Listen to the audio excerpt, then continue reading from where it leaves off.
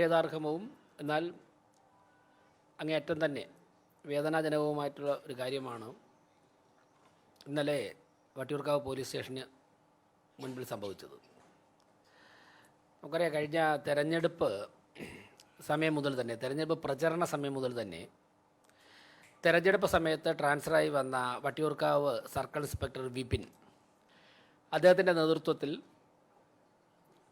വട്ടിയൂർക്കാവ് പ്രദേശത്ത് മുഴുവനും ഏകപക്ഷീയമായി BJP പ്രവർത്തകരെയും BJPയുടെ തെരഞ്ഞെടുപ്പ് പ്രവർത്തനത്തെയും തടസ്സപ്പെടുത്തുവാനുള്ള നീക്കങ്ങൾ ഉണ്ടാവുകയായിരുന്നു.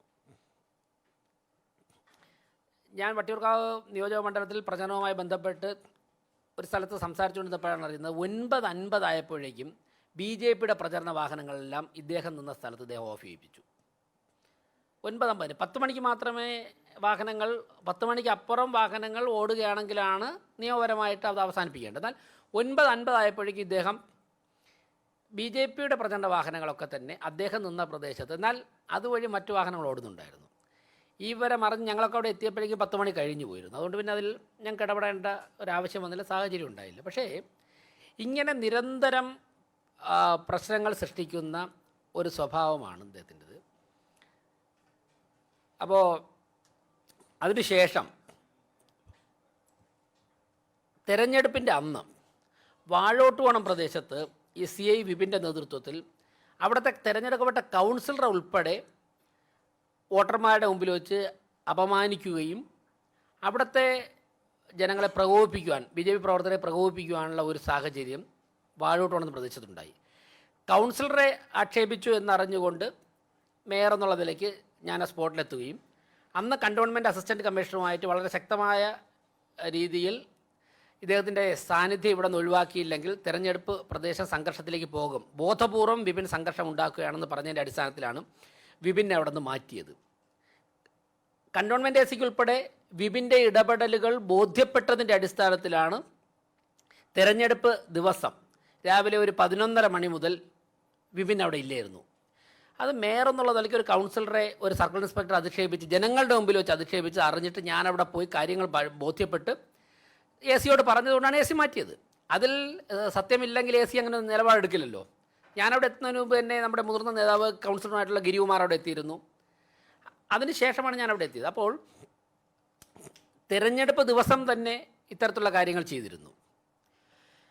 അപ്പോൾ ഞങ്ങളൊക്കെ കരുതിയത് തിരഞ്ഞെടുപ്പ് കഴിയുമ്പോഴേക്കും ഈ വന്നവരൊക്കെ തന്നെ പോയി കഴിഞ്ഞാൽ തിരുവനന്തപുരവും പ്രത്യേകിച്ചും വട്ടിയൂർക്കാവൊക്കെ ശാന്തമായിട്ട് പൊതുപ്രവർത്തനം നടന്നു പോകുന്ന സ്ഥലമാണ്. അതുകൊണ്ട് ഞങ്ങൾ അന്ന് ഓഫീസർമാരോട് പറഞ്ഞതിലപ്പുറം പിന്നെ മറ്റുള്ള കാര്യങ്ങളിലേക്ക് കടന്നില്ല. എന്നാൽ അതിനുശേഷം 2-3 ദിവസം മുൻപ് മലമുകൾ നെട്ടയം പ്രദേശത്ത് അവിടെ ബിനു അവിടുത്തെ പള്ളിയുടെ സെക്രട്ടറിയാണ്. അദ്ദേഹത്തിൻ്റെ ഭാര്യയുടെ വീട്ടിനടുത്ത് പോയിട്ട് ഒരു ഇടതുപക്ഷ പ്രവർത്തകൻ, CPM പ്രവർത്തകൻ അവരോട് മോശമായിട്ട് സംസാരിച്ചതുമായിട്ട് ബന്ധപ്പെട്ട് ഉണ്ടായ ഒരു തർക്കമാണ്. ആ തർക്കത്തിൽ CPM ഒരു ഭാഗം പിടിക്കുകയായിരുന്നു. ഒരു ഭാഗം പിടിച്ചുകൊണ്ട് മലമുകൾ പ്രദേശത്ത് അവർക്ക് കുറച്ച് ശക്തിയുണ്ട്, BJPക്ക് നേരത്തെയൊക്കെ കുറച്ച് ശക്തി കുറവായിരുന്നു. എന്നാൽ ശ്രീ രാജീവ് ചന്ദ്രശേഖർ പാർലമെൻറ്റിൽ മത്സരിച്ച തെരഞ്ഞെടുപ്പ് മുതൽ ആ കാച്ചാണി വാർഡ് ഞങ്ങൾ ലീഡ് ചെയ്യുകയാണ്. ഞാനൊക്കെ മുമ്പ് 2013 വട്ടിയൂർക്കാവിൽ മത്സരിക്കുമ്പോൾ മലമുകൾ പ്രദേശത്ത് ഞങ്ങൾക്ക് ഒരു പോസ്റ്റർ ഒട്ടിക്കാൻ പോലും ആരുമില്ലായിരുന്നു, ഒരു ബോർഡ് വയ്ക്കാൻ പോലും ആരുമില്ല, വച്ച് കഴിഞ്ഞാൽ അതിനെടുത്ത് മാറ്റുമായിരുന്നു.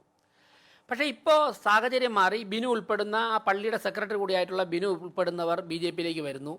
ശ്രീ രാജീവ് ചന്ദ്രശേഖർ 2019 ആ പ്രദേശത്ത് നല്ല ലീഡ് കിട്ടുന്നു.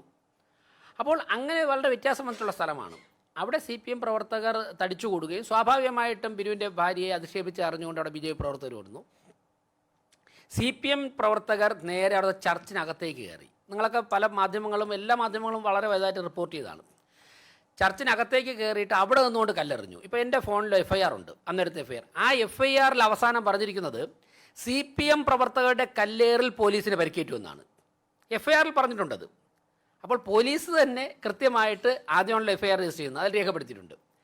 എന്നാൽ ഇവരൊക്കെ തന്നെ അവിടെ കാര്യം അറിയാൻ ചെന്ന BJP പ്രവർത്തകരെ, ബിനു ഉൾപ്പെടെയുള്ള പ്രവർത്തകരെ മർദ്ദിക്കും. അവിടെ സുജിത്ത് പട്ടികജാതി വിഭാഗത്തിൽ നിന്നും ഉയർന്നു വരുന്ന രാഷ്ട്രീയ സ്വയംസേവക സംഘത്തിൻ്റെ പ്രവർത്തകനാണ്. സുജിത്തിനെ CIക്ക് നേരത്തെ അറിയാം. സുജിത്തിനെ അധിക്ഷേപിച്ചുകൊണ്ട് അദ്ദേഹത്തിൻ്റെ സമുദായത്തെ ഉൾപ്പെടെ അധിക്ഷേപിച്ചുകൊണ്ട് സുജിത്തിൻ്റെ തലയ്ക്കാണ് അടിച്ചത്. ഇപ്പം നമ്മളൊക്കെ ഒരുപാട് സമരങ്ങളിൽ പങ്കെടുത്തിട്ടുണ്ട്, നിങ്ങളൊക്കെ ക്യാമറമാന്മാരും റിപ്പോർട്ടർമാരും അറിയാമല്ലോ. ഒരു നിയമം അനുസരിക്കുന്ന ഒരു പോലീസ് ഓഫീസറാണെങ്കിൽ ചെയ്യുന്നത് അവരെ ആ മോബിനെ ഡിസ്പോസ് ചെയ്യാൻ വേണ്ടിയിട്ട് അവർ ആദ്യം പറയും, അതിനുശേഷം റീസണബിൾ ഫോഴ്സ് ഉപയോഗിക്കാമെന്നാണ് നിയമത്തിൽ പറഞ്ഞിട്ടുണ്ട്. കാലിലോ ജലപീരങ്കി പ്രയോഗിക്കും, അതിൽ പിരിഞ്ഞു പോയില്ല എന്നുണ്ടെങ്കിൽ അവർ മിനിമം ഫോഴ്സ് പ്രയോഗിക്കും. അത് ഒരാളുടെ തലയ്ക്കടിച്ചല്ലോ ഓടിക്കേണ്ടത്, കാലിലടിക്കും, അല്ലെന്നുണ്ടെങ്കിൽ ഒരു രാത്രി ചാർജ് എന്ന് പറയും. ഈ സമയത്ത് ഇതാണല്ലോ വട്ടിയൂർക്ക നെറ്റയം ഭാഗത്ത്, അതിലപ്പുറം സംവിധാനമൊന്നുമില്ല. അപ്പോൾ നേരിട്ട് തലയ്ക്കടിച്ചിട്ട് 12 സ്റ്റിച്ചാണ്. അങ്ങനെ സുജിത്ത് ഉൾപ്പെടെ നിരവധി പ്രവർത്തകരെ ക്രൂരമായി മർദ്ദിക്കുകയുണ്ടായി.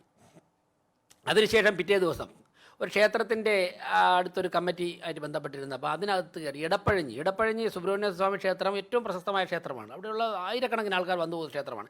ആ ക്ഷേത്രത്തിൻ്റെ ഓഫീസ് കയറി ചവിട്ട് തുറന്നിട്ടാണ് കയറുന്നത്. ചവിട്ട് തുറന്ന് കയറി ഇവരെയൊക്കെ അറസ്റ്റ് ചെയ്തു.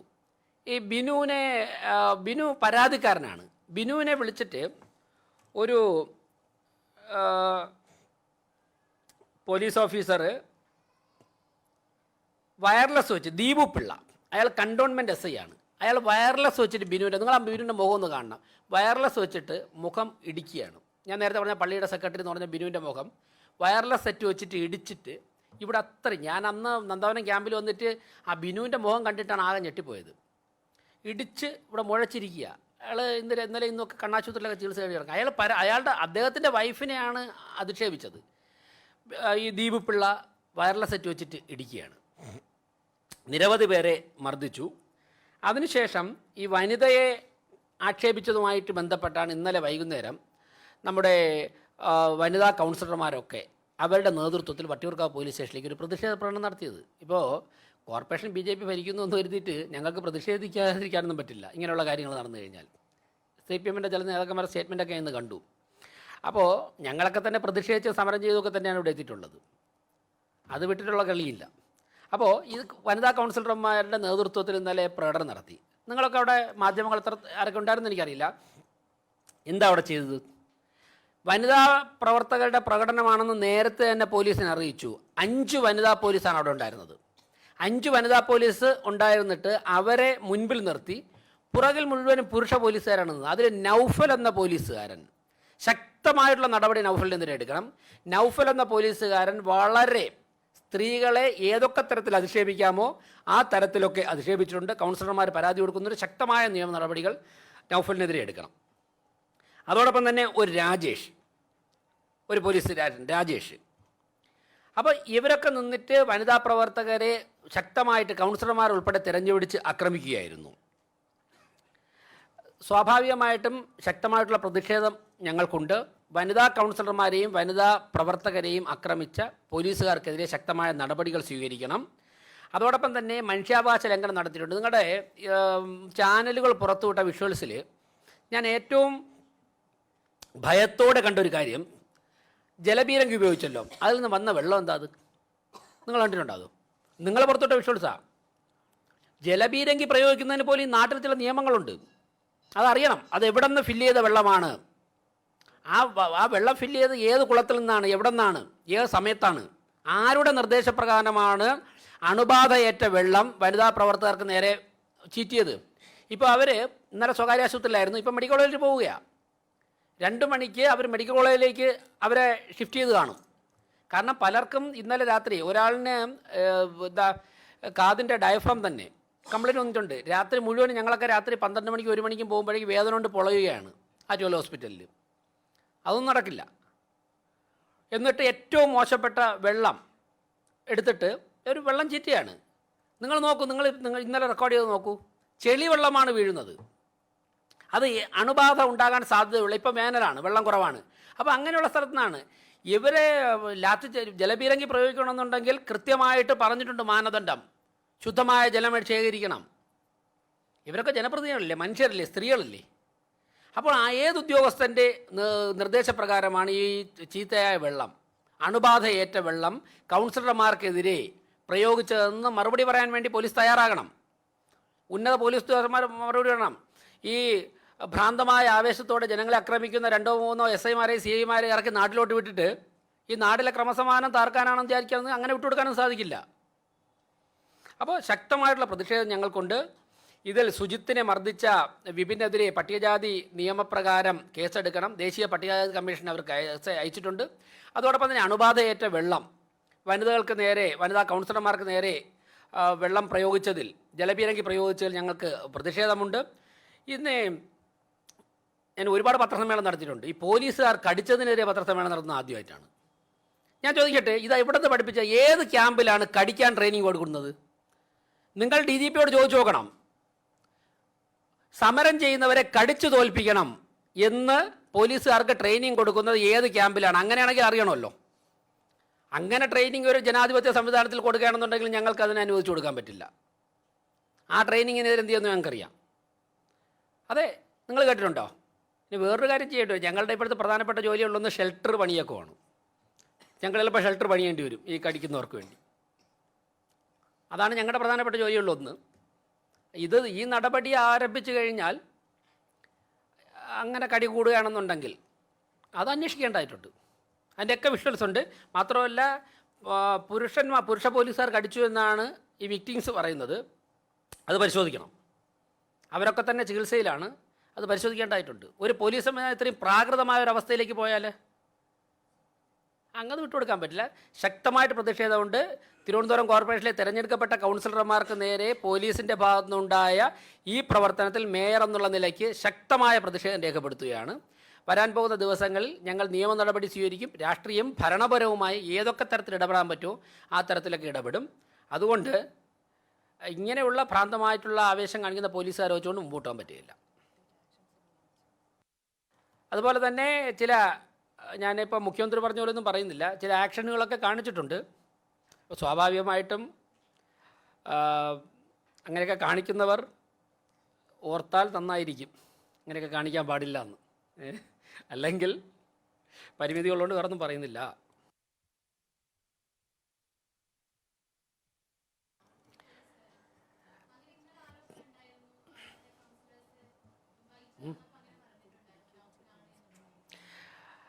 കടിക്കുക മാത്രമല്ല, നിങ്ങൾ ഈ വനിതാ കൗൺസിലർമാരെ കണ്ടു നോക്കുക.